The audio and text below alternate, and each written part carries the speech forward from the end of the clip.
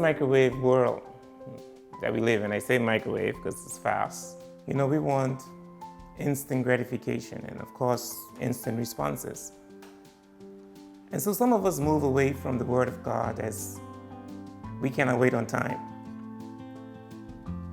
However, the same way that some studies have suggested that microwavable food is hazardous to your health, an instant society can also result in a detrimental society. Keep the Word of God on your lips. Meditate on it day and night. And when you meditate and think on something day and night, it becomes a part of your life. Consequently, you become and you live what you think. We demonstrated in a previous video about 2 verses, and I want to repeat it here. For as he thinks in his heart, so is he. Be careful how you think. Your life is shaped by your thoughts. Therefore, it's important as part of our Christian life that we meditate on the Word of God daily, thinking about it. Things that are true, things that are honest, things that are just, things that are pure, things that are lovely, and things that are of good report. My friends, if we want to think of these things, and if we were to think of these things, I should say, our lives will be transformed, our thoughts will be positive, our faith will increase. And if our faith increases, we'll become prosperous and successful. Do not go after other gods. The Word tells us, do not worship any other god. But because we want things instantly, we follow other gods for quick action. Some of us are visiting voodoo doctors. We are practicing witchcraft. We are buying luck. We're trying to get power to fix someone, to quiet something or someone, and to get answers for some of our unexplained things happening in our lives or your family life. Unfortunately or unknowingly to some of you, when dealing with these other gods, such as the witchcrafts, you're putting yourself, your children, your grandchildren, your great-grandchildren, your great-great-grandchildren into a covenant with the devil, resulting in a major disruption in their lives. Exodus 34:15 states, "Lest you make a covenant with the inhabitants of the land, and when they whore after their gods and sacrifice to their gods, and you are invited, you eat of his sacrifice."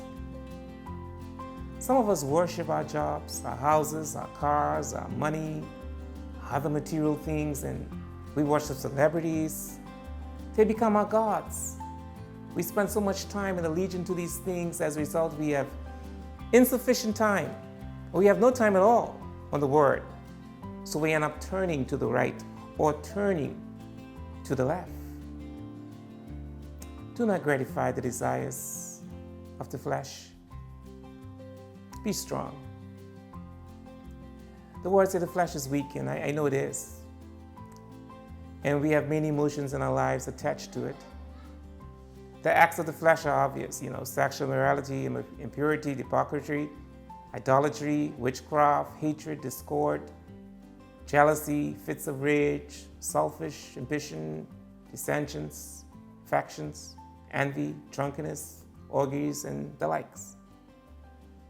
I warned you, as I did before, that those who live like this will not inherit the kingdom. Most times, because we get so caught up in our emotions, and so we act on our emotions, and then we think about the consequences afterwards. Therefore, a lot of times it's too late.